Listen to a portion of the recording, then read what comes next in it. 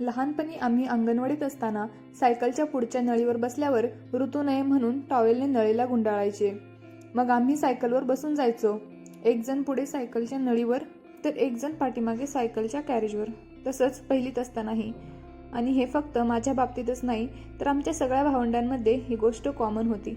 जसजसं आम्ही दुसरी तिसरीमध्ये गेलो तसतसं मात्र आम्ही सकाळी चालत चालत शाळेला जाऊ लागलो. आमच्या गावात 1ली ते 7वी पर्यंत शाळा होती.